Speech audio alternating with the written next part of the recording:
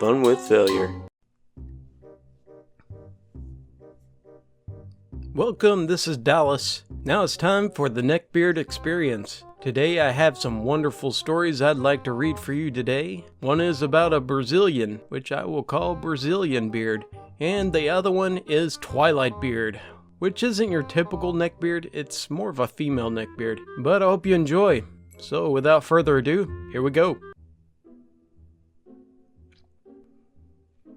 As of now, I'm 22 years old and I'm a Brazilian college undergraduate. I'm interested in video games, literature, music, board games and stuff. The neckbeard I'm going to talk about today, I will call him E. He was 36 years old at the time and unemployed. He lives alone in a real neckbeard nest. Take some of those images from the Reddit forum Neckbeard nest and you'll understand what I'm talking about. There were random stuff scattered all over, with bottles of soda. There's no such thing as Mountain Dew in Brazil that I'm aware of. Sometimes old toilet paper that was through his living room. He was fat and not tall. I'm about 5'7" and he was like approximately 5'8", and he weighed about 110 kilograms. That would be like approximately 242 pounds. And for a 5'8" guy, that's pretty fat. He had really pale skin and blue eyes, which is kinda uncommon in most of Brazil. Most people here have darker skin color and eyes, like all other Latin Americans. This is a fact that's important for this story. As of now, he is also unemployed. He's lived alone. I guess he survived from the money from his parents, like a monthly allowance. It's been like that for about 2 years or so. Every time someone asks, he would say, "This country's economy stinks. Most employers don't see my abilities." It's good to mention that he has a degree in design, and it would be really hard for anyone with a college degree to not get a job. So he lived on his parents' money. Well, so do I. But I'm at least 14 years younger than him, and I'm in college. And that's kind of normal in Brazil. People usually stay longer with their parents. So let's go back some time. When I first met E, I moved away from my parents' house with my sister so I could live closer to the college. He was a friend of hers, so I thought. But the first time I met him, I should have known something was odd. He would constantly try to get my sister's attention and even tried to be condescending to me. And when asked, he would blatantly lie about his height. To tell you the truth, he only stood a little bit taller than me. He said he was 5'10". He would say, "I practice martial arts, including Brazilian Jiu-Jitsu. You shouldn't want to practice Kendo. It's stupid." Well, I was young and innocent back then, so I didn't immediately notice what was wrong, nor did I when I saw that he had a Facebook with a fake name. It was really like a teenager name. Think about teens who are like gothic wannabe and use the name Dark Lord or Of the Dead in their nickname, so I'll try not to feel bad about not noticing it back then. I remained in touch with him, although not very regularly, but there came a time when he would always call me over to spend some time together, or go out and do something.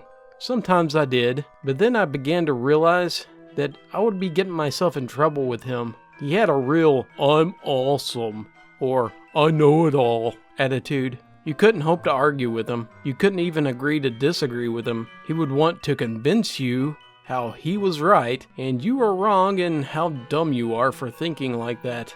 So I remember once that I told him I like Harry Potter, and he told me, "Harry Potter's just a ripoff of the Books of Magic by Neil Gaiman." I showed him the link where Neil Gaiman himself said he didn't think Harry Potter was a copy. You know what his answer was? "What he says doesn't matter." He would rant on stuff like, "Most music stinks. I can say that objectively. So does modern art. I can do much better," and stuff like that.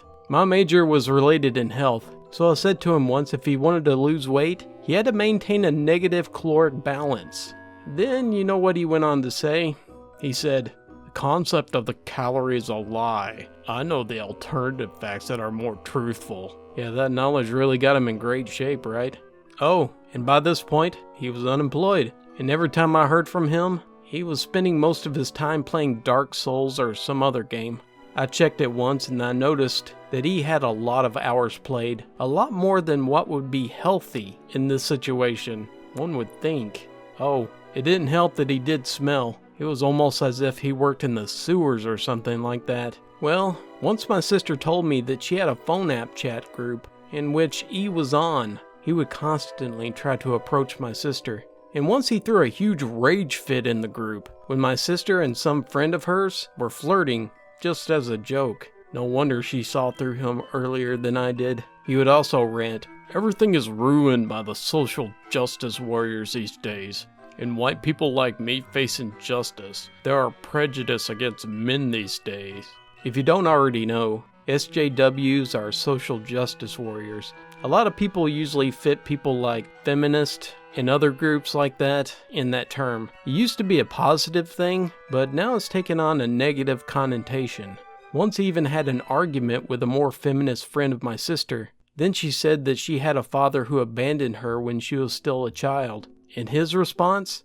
"You should have said that before." What a gentleman, right? He once spoke to a friend about my sister. "With that butt and boobs, she is really nice.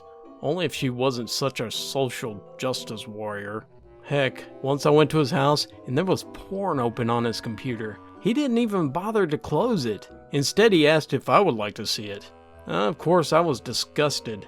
So as of now, you would be thinking, didn't you realize how disgusting he was? And yes, I finally did. I tried cutting him out of my life for some time, but time passed and he invited me to play a board game with a group. And I accepted for some reason. I really don't know why. Well, at least I have a friend to this day with the board game guy. Well, this occasion was a lot worse with the board game. He would take way too much time on his turn, and he would complain every time someone asked if he was done yet. He would look at me and say, "He's not playing right, and it looks like he isn't even interested in the game and stuff." Right before the end of the game, we were making an appointment to play another game. I was thinking that it was my turn to go, so I just took my time to answer. When I answered, he went on to rant saying, "You don't care about my precious time. You won't do well in life because of that." Yada yada yada. I stopped listening at this point. That was enough for me. I definitely wanted to go when he had the speech about the reasons why you suck. But then I realized that would only fuel his rants. I blocked his phone number, unfriended him on Facebook. Later I discovered that I had to block him so he couldn't message me. And I've been a lot happier about my friends group ever since. Well, this has been a long text. Thanks for reading. Keep sharing those good stories about neckbeard encounters. Oh, and I almost forgot. He definitely indeed had a neckbeard, and it grew really nasty looking. Here again lies the Mountain Dew stained chronicles that strike again, pulling this out of the archives for your viewing pleasure. Yet another encounter with the neckbeard kind. With such twists and turns it would make M. Night Shyamalan want to buy it. Here's some background. This all started at my 8th grade year with a weird girl, 1 grade ahead of me. She leaves a note by me outside the music class and doesn't say a word, and she just walks away. I didn't want to touch it, so I tell the teacher about it. Apparently, it was so very graphic and disturbing that she immediately reports it to the principal. The girl gets 4 days in-school suspension. I thought the damage was done and it's all over. No biggie.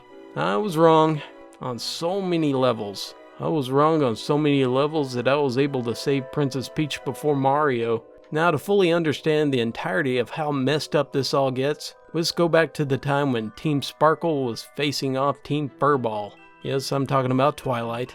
And it was huge, and some anime kids began to change into vampire now. Whatever, I paid no mind to them. I just proceeded to class and life was good. Until I walk into my new algebra class. And who could be sitting there next to me? Was the note passing girl from last year. She's wearing her favorite Team Sparkles shirt. She wore it 3 days a week. Now the only thing that sparkled on her was perspiration that was caught in that wispy mustache that she had. That wasn't nearly as distracting as a unibrow and body odor. I kept to myself mostly. And luckily, there were a few dudes that I knew, and I had some friends that were also a few girls. I sat far away from her, and I paid attention to class. The first week was quiet and nothing happened. The second week, she sat closer, 2 desks away. Third week, I could smell the yuck breath breathing down my neck. It started after that. Now, I had dated around a lot during my freshman year because of the hormones racing through me and stuff. Little did I know, now that put me on the radar with a few vampire kids. Especially this perspirating unibrow girl. I'll call her Alice. She had come to a logical conclusion that I was a vampire. Alice was dead set that I was a vampire, to the point that once she moved behind me and said, "I know what you are and what you do." That scared the crap out of me, because the country boy that I am had a log of chew and a pack of smokes in my backpack. Yeah, I know, it was disgusting. Luckily, I quit that when the army got a hold of me. She seemed like the type that would tell on me. So I'd just play it off and I would say, "You don't know crap about me," and just laugh. She laughs and she went on to say, "They might not see it, but I do." And then she would ominously end the conversation. Weeks go by and I find a crappy note in my locker, shoved through the slits, with the words, "I wrote you once before, but it was intercepted. This time I took the precaution as to not endanger our secret identity and what you truly are. I hoped that you would speak to me and try to find me sooner, but fate has brought us closer now." I went up to my buddy and produced the note that Alice had written for me, and he immediately started rolling on the floor laughing at me. I couldn't even finish reading it. I walked into algebra that day and went up to the front. I didn't look back at her, though she was watching me. At the end of the class, I went back to my locker and yet another note was crammed in there. "Your friend found my note amusing. I curse him for the idiot he is. You deserve better friends, and to be among your own." Now, nobody talks crap about my buddy. He is my brother and my best friend, and I trust him with my life, so I decided it's time to confront her about this. Next class, I immediately went back to her and she had a smug look on her face, and I snapped, "You leave me alone. Stop following me. Get your head out of this sick dream you have. This ends now." I turned around and sat down. People asked me what I was talking about, but I said nothing. I felt bad for her because she seemed happier in her dream world, and I didn't want to make her life any tougher. I thought it was past. There was 2 weeks of no contact. She stopped watching me at lunch, and she left me alone. But one day it happened in the back of the class. She went on a tangent about how to spot vampires, and then ended with, "He's a vampire and even he won't admit it." The girl that I help with class, she whirls around. "Could you shut up? You are not a vampire, and neither is he. Every day I hear vampire about this and that. Just shove it." Alice's response? She bared her teeth and hissed at her. The girl that I helped responded back, "I will knock those teeth out of your mouth." I thought that had ended. The trimester ended and things settled down, and I rarely saw her. I was being stalked by this chick because she thought I was a vampire. Now, I thought that this had come to pass until one of my friends, he was in a band with her, and he found out about her blog. He had casually surfed it for, craps and giggles, until oddly enough, things started to click, that the characters that she created seemed like people he knew, mostly me, and it detailed life in which me and her were partners, and had children, including pictures, horrible drawing likenesses. And also, to my dismay, she had taken my yearbook photo and put it in a locket and posted it on her blog. How she will wait until the moment that I would be hers. This story still freaks me out. But as always, many aggressive cuddles and much love. Thank you again for joining me for this edition of the Neckbeard Experience. If you enjoyed this video, please throw me a thumbs up. If you have any comments or suggestions, please leave it below or send it to my email listed below. Thank you for your time, and until next time, if you can smell them before you see them, make a break for it.